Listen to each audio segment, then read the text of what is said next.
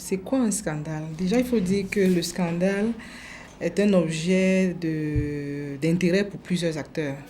Et pour nous autres qui sont dans le domaine de la gestion, lorsqu'on parle de scandale, il faut au moins que 3 critères soient réunis. Le premier critère, c'est qu'il faut qu'il y ait une transgression une norme, un standard ou alors une vertu. Alors cette transgression entraîne donc l'indignation d'un acteur ou d'un groupe d'acteurs. Ça, c'est la deuxième condition. Et très souvent, ces acteurs recourent donc aux médias pour amplifier justement et rendre publique cette transgression afin que cette transgression soit sanctionnée et repoussée par la société. Donc le deuxième critère ici, de manière fondamentale, c'est que nous avons la transgression, c'est vrai, mais pour qu'il y ait scandale, il faut qu'il y ait médiatisation. J'ai même envie de dire qu'il faut qu'il y ait scandalisation. C'est-à-dire qu'il faut que cette transgression soit rendue publique. Et c'est pour ça que lorsqu'on aborde les médias ici, les sources d'information restent, lorsqu'on aborde les scandales, les sources d'information restent les médias. Et troisième critère, il faut que cette indignation soit portée par une personne légitime.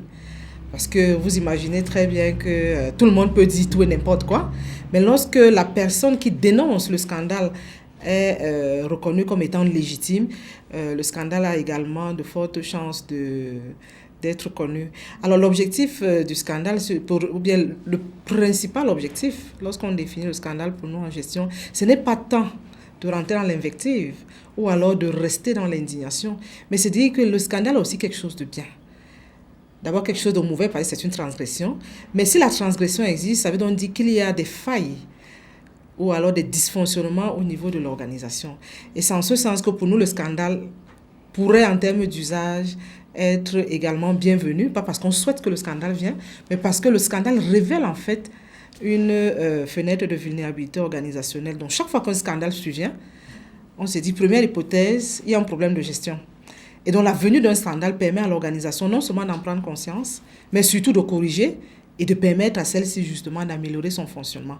Donc pour nous les gestionnaires, un scandale est révélateur de dysfonctionnement et c'est pour ça qu'il faut pouvoir tirer avantage des scandales. Ça ne veut pas dire qu'on ne doit pas sanctionner, il y a certainement des juridictions et d'autres acteurs qui sont chargés de le faire, mais surtout les questions de savoir, ce qui s'est passé, 2, qu'est-ce qu'il faut faire pour éviter les scandales répétitifs et quels sont les dysfonctionnements qu'il faut donc corriger.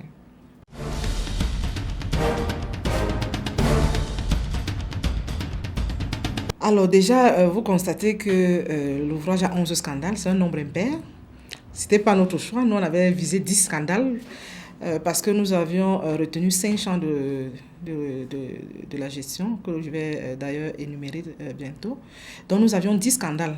L'ouvrage était prêt en décembre 2018 et lorsque j'ai remis l'ouvrage à l'éditeur, il me dit on ne peut pas publier un ouvrage sur le scandale sans parler du scandale du retrait de la CAN. Bon, alors, il faut donc dire que c'est l'intrus, en fait, de cet ouvrage. C'est le scandale Lacan qui vient donc être le 11e scandale. Sinon, au fond, les scandales qui ont été retenus ont été des scandales qui ont fait l'objet d'une grande médiatisation en 2014 et 2015. Pourquoi 2014 et peut-être pour justifier aussi 2019? C'était très émotionnel, hein? C'est lors de la débâcle des Lions de 2014.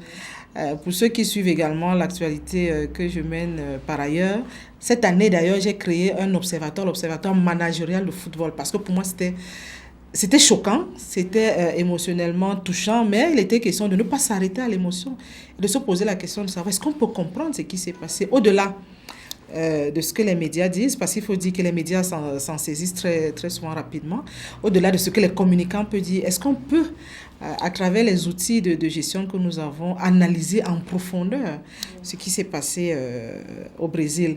Il faut dire que ce scandale suivait un autre, il y avait eu un précédent, le scandale qui opposait justement, disons la bagarre qui opposait justement Boni Philippe et Eto'o Fils.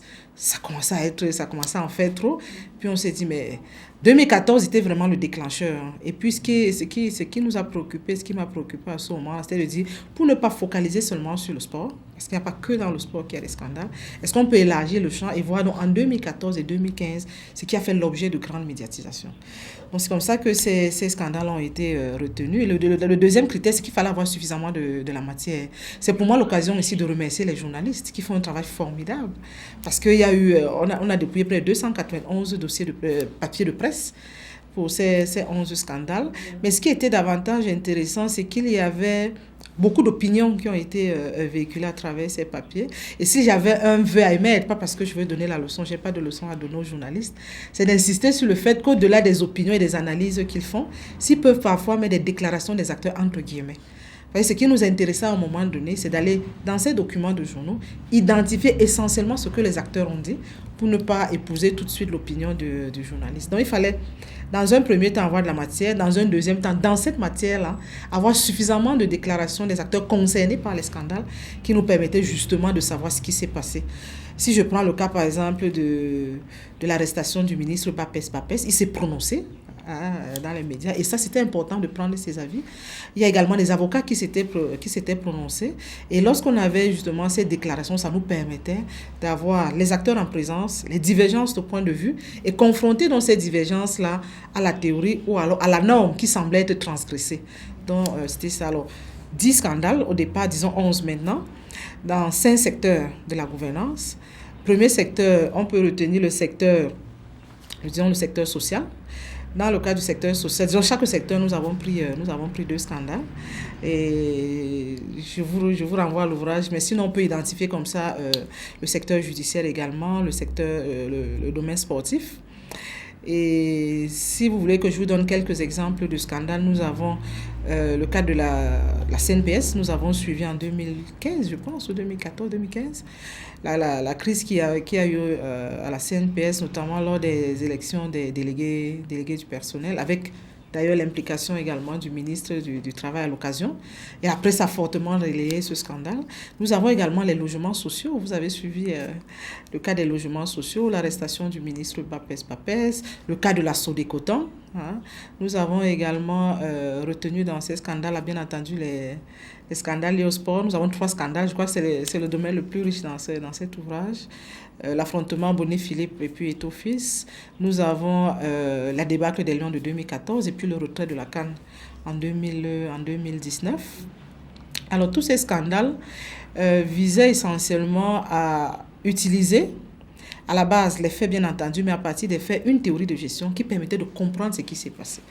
Si je prends le cas du concours de lyrique, par exemple, nous avons retenu ce scandale qui avait au cœur des préoccupations évoquées par les acteurs ici, l'équilibre régional.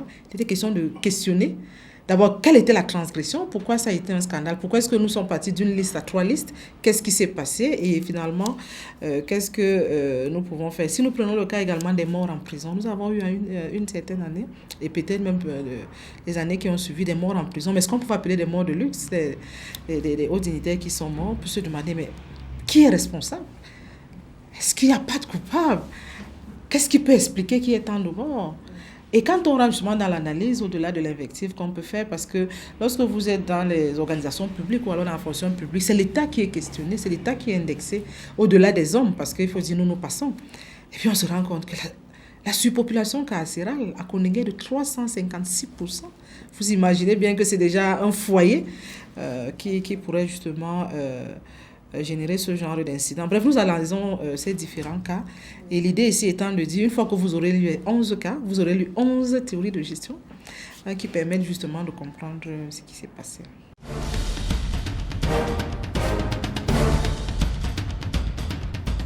Alors, ça c'est une très bonne question. Quels sont les problèmes les plus récurrents?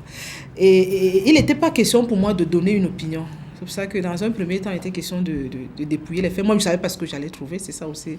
Quand on dit découverte, c'est un peu comme une marmite, hein. Vous ouvrez le couvercle pour voir ce qui s'est passé. Et effectivement, après l'analyse des 3 scandales, on s'est rendu compte qu'il y a 3 grands problèmes qui apparaissent et qui constituent quelque peu les grandes vulnérabilités de nos organisations publiques. Parce qu'il faut dire que pour tous les cas observés, nous sommes presque essentiellement dans le champ de l'administration publique. Alors, le premier problème, c'est qu'il y a beaucoup de dérives managériales. Et ça, c'est très interpellatif parce que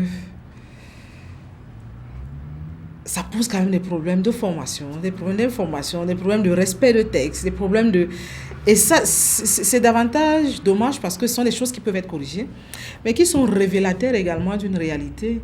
Soit les collaborateurs que nous sommes ne sont pas bien formés, soit nous ne sommes pas courageux, peut-être pour attirer l'attention sur certains faits, mais toujours est-il que cette défaillance et cette dérive managériale sont liées non seulement à la compétence, mais aussi parfois à la négligence, et peut-être, disons-le sans langue de bois, peut-être parce que le travail en équipe également ne fonctionne pas bien, parce qu'il faut dire une entreprise, c'est d'abord un cerveau collaboratif.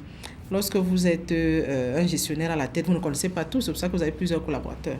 Donc si vous abstenez de fonctionner avec vos collaborateurs, ou alors si vos collaborateurs s'abstiennent de vous fournir également leur aide, il est fort possible que vous commettiez des erreurs. Alors le deuxième grand problème, c'est qu'on a observé qu'il y avait, sur 9 cas analysés, 9 cas sur 11, une forte ingérence de la très haute hiérarchie, à savoir la présidence de la République. Alors, si nous prenons le cas d'ailleurs de la dernière Coupe d'Afrique des Nations qui nous a été retirée, on a vu comment, certainement face au dysfonctionnement, parce que lorsque vous êtes gestionnaire, vous voulez que les choses marchent. Comment la présidence de la République s'est impliquée, et allant même jusqu'à l'opérationnel, ce qui est un problème au niveau du management assez complexe, parce qu'on ne pouvait pas être en même temps à la stratégie et puis à l'opérationnel. Et on s'est effectivement rendu compte. Et ça, c'est des choses à comprendre. Ça, c'est peut-être pas simplement pour porter un jugement, mais c'est quand même une curiosité de savoir comment il peut se faire que chaque fois qu'il y a un cas, que la stratégie descend jusqu'à l'opérationnel. On peut prendre le cas également de la débâcle des Lions de 2014. La présidente de la République avait mis en place un comité, en plus il y a eu une enquête, et puis il y a eu un décret. Donc, ce qu'on observe, c'est que chaque fois qu'il y a un problème, ou la plupart du temps, pour résoudre le problème, parce que l'objectif c'est toujours de résoudre le problème, la présidence s'implique, le problème est résolu, certainement la solution est implémentée au niveau de l'organisation, mais le dysfonctionnement organisationnel n'est pas résolu. Ça veut dire que l'organisation reste avec sa vulnérabilité, qui n'est pas corrigée, donc on ne change pas d'acteur, on ne sanctionne pas les acteurs, on ne change pas de structure, on ne change pas de procédure, on résout le problème de manière ponctuelle, disons de manière ad hoc, mais l'organisation reste avec ses failles. Et c'est ce qui justifie la troisième grande dérive, c'est les faillites des organisations. Alors, au niveau des faillites, on a deux grandes observations. La première, c'est que les organisations concernées ne prennent pas la responsabilité d'assumer leurs compétences. Donc, leur territoire organisationnel est poreux, également parce que, bon, on est peut-être ministre, on est peut-être directeur général, mais on a peur de prendre des décisions. Ou alors, quand un problème se pose, on relaie au niveau central, à la hiérarchie, c'est qui est une faillite importante. Imaginez, nous avons peut-être 158 établissements publics et entreprises publiques. S'il faut que 158 problèmes remontent à la présidence de la République parce qu'un directeur général n'a pas voulu prendre des décisions, ce serait quand même dommageable. Et ça pourrait également justifier l'inertie qu'on décrit ici et là.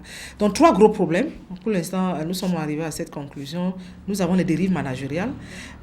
Moi, j'insiste toujours à dire que être manager, c'est un métier. Vraiment, dans une organisation, il faut avoir au moins un très bon manager, un manager d'un certain niveau, pour être sûr au moins que les minima sont respectés. Une entreprise, c'est comme un organisme vivant. Hein? Pour vivre, il y a des conditions, même des conditions physiques. Il y a des conditions hygiéniques qui vous permettent justement de vivre, sans lesquelles vous mourrez inévitablement. Deuxième grand problème, l'ingérence de la très haute hiérarchie. Et troisième, justement, la faillite des organisations.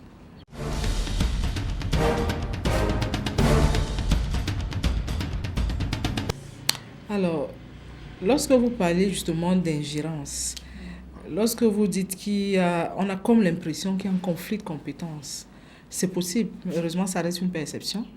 Mais retenons quand même que depuis 1776, à l'époque d'Adam Smith, on a tous compris qu'il faut diviser le travail. Et lorsqu'on divise le travail, chacun a sa part. Et surtout, chacun apporte ses résultats au rendez-vous près. Donc, lorsqu'on lit les textes sont clairs, la répartition est claire. Même si on peut avoir quelques chevauchements, encore que, au niveau de la pratique, ça peut arriver, mais au moins chacun sait ce qu'il a à faire. Ça, c'est la première chose. Maintenant, la deuxième chose, c'est que nous avons dans le texte, nous avons les procédures et puis nous avons la pratique. Alors, ce que nous avons remarqué, si je parle le cas, par exemple, de l'ingérence, c'est que lorsqu'un problème se pose dans votre territoire, vous devez donc résoudre le problème. 2 situations se présentent. La première situation, vous résolvez le problème, ou alors vous prenez un certain nombre de décisions. Et ces décisions sont implémentées.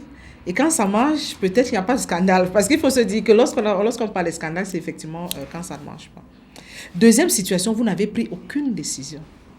Ça veut donc dire que la situation perdure, le dysfonctionnement également perdu. Prenons le cas du débâcle des Lions. Il y a eu des problèmes de primes, il y a eu des problèmes entre le capitaine et l'entraîneur, il y a des problèmes entre les joueurs, la FECAFUT n'a pris aucun leadership.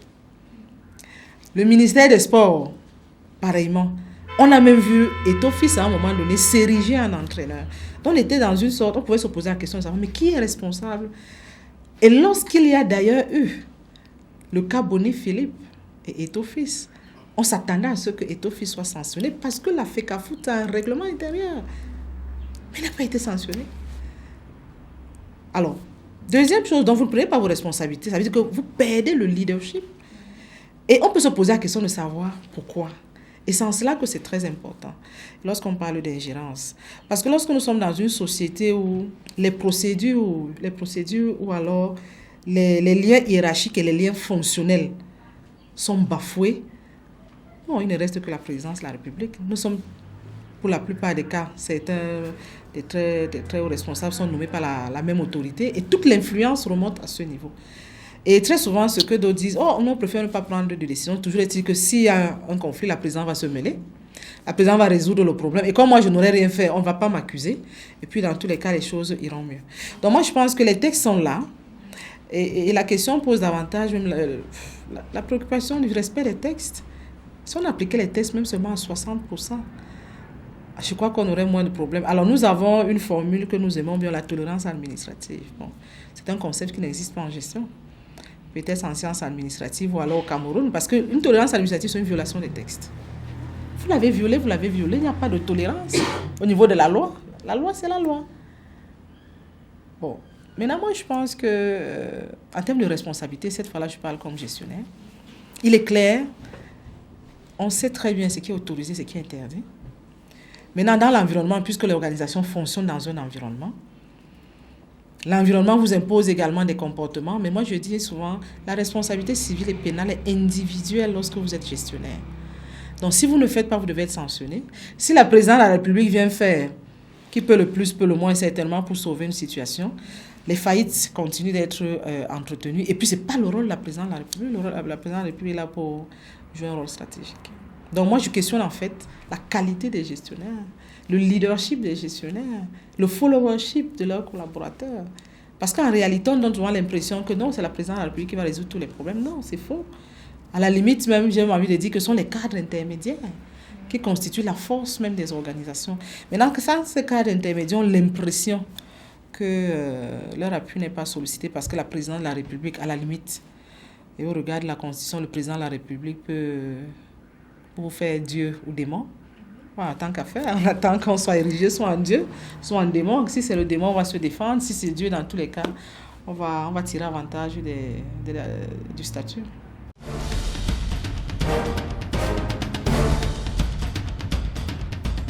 Alors, je vais d'abord corriger rapidement. J'étais pas à la tête, j'étais adjoint. Et vous savez, je vous prends la métaphore de la voiture. Hein. Lorsque vous avez un conducteur, même si vous êtes à bord et que vous dites, attendez, il faut freiner. S'il ne freine pas, il n'a pas freiné. Maintenant, si vous lui dites accélérer alors qu'il y a un trou, s'il n'a pas accéléré, il n'a pas accéléré. Donc, dans tous les cas, le rôle d'adjoint, c'est le rôle de conseil, le rôle d'appui et le rôle de... Je pense, on donne des avis. Qu'à cela ne tienne, ce n'est pas pour dédouaner quoi que ce soit. La formation se fait à plusieurs niveaux. Je n'ai pas envie d'ouvrir ici la boîte de Pandore en ce qui concerne les formations dans les universités, mais les formations se font dans les universités, dans les écoles de formation. Et nous accueillons à l'ISMP les agents publics lorsqu'ils sont déjà en situation de travail et presque essentiellement lorsqu'ils sont à des postes de gestion. C'est pour ça que votre question est pertinente. Donc nous, on peut me dire à la limite, c'est l'école des chefs, c'est l'école des managers. Et nous avons longtemps insisté sur le fait qu'avant qu'un responsable soit nommé, il faut qu'il passe à l'ISMP. C'est un impératif de bon sens. Ce n'est même pas une faveur, dans tous les cas, en autre sens. Ce n'est pas toujours le cas, déjà pour deux raisons. La première, c'est que les budgets de formation sont libéralisés, donc les gestionnaires envoient qui veulent en formation et où ils veulent. Mais la deuxième chose aussi, c'est que plusieurs personnes vont certainement se former à l'extérieur, et peut-être pas tout le monde, parce que lorsque vous allez à l'extérieur, non seulement ça coûte cher, ça concerne les très hauts responsables, mais il y a des formations qui concernent Je peux dire, il y a les chefs de bureau, les chefs de service. Et pendant toute votre carrière, dans certains pays, vous ne pouvez pas faire 2 ans sans avoir fait de formation. Alors, il y a un décret du Premier ministre qui institue, et comme un droit à la formation des fonctionnaires, une formation tous les 5 ans. Mais nous avons rencontré des fonctionnaires qui ont fait 10 ans qui n'avaient jamais été formés. J'ai même envie de vous dire, et ça c'est peut-être pour prêcher dans ma chapelle, que la formation n'est pas une priorité. En 2018, le budget de l'État était de près de 4 000 milliards, un peu plus de 4 000 milliards. Le budget de la formation de toute l'administration publique était de 5 milliards 900 millions, 0,0 je ne sais pas combien pour cent. Ça ne semble pas être la première priorité. Bon, mais comment est-ce qu'on va faire si on n'a pas des gens bien formés? On se plaint de l'inertie, on se plaint de... Regardez, moi je suis souvent amusée quand je vois les gens blaguer dans les réseaux sociaux qui brandissent des lettres avec des fautes. C'est des problèmes de formation. C'est peut-être des problèmes d'écriture, c'est peut-être des problèmes... Dans tous les cas, je n'ai pas envie de dire que c'est un scandale, mais ce sont des faits qui sont révélateurs d'un problème. Et moi, je pense qu'au stade où nous sommes arrivés, les organisations sont devenues de plus en plus complexes, les environnements complexes. Avoir des personnes qui ne soient pas compétentes, c'est la pire des choses qui puissent nous arriver. Et moi, on a souvent l'habitude de dire, si vous pensez que la formation coûte cher, que la compétence coûte cher, essayez l'incompétence, vous me direz. Peut-être qu'on paye déjà suffisamment le prix fort de ce fait-là et qu'il est temps, justement, de remettre la formation au cœur des priorités. Je prends le cas du Singapour, je prends le cas du Rwanda. Ils n'ont pas de ressources naturelles. Ils ont misé sur quoi? Sur la formation et les TIC. Je me suis dit, on ne peut rien sans les hommes bien formés. Moi, je vois souvent les grandes infrastructures. D'accord, on va importer toutes ces main-d'œuvre et celles qui sont là. Amusez-vous peut-être avec les nouvelles voitures électroniques. Demandez à nos mécaniciens de les arranger, mais ils sont perdus. Complètement. Et c'est la même chose également en ce qui concerne les organisations, le fonctionnement des organisations. Un gestionnaire pas formé ou mal formé, c'est comme un médecin. Si vous me prenez, vous me demandez d'aller opérer un malade, vous êtes sûr que le malade va mourir. Je n'ai aucun outil. Mais pourquoi voulez-vous qu'on soit aussi attentif pour le médecin et pas pour le gestionnaire? Pourquoi vous vous permettez d'avoir à la tête d'une organisation quelqu'un qui ne soit pas formé? Nous prenons n'importe qui pour qu'on aille faire des opérations, pour qu'on aille faire des consultations, qu'on fasse des posologies, parce que c'est ce qu'un gestionnaire fait. Il se lève le matin, il résout les problèmes. Son problème, c'est de résoudre les problèmes. Mais il faut qu'il ait des outils pour lire le problème, pour comprendre le problème, l'analyser et prendre la décision. Donc moi, je pense que l'expérience ne suffit pas. Le bon sens ne suffit pas. La gestion est un métier.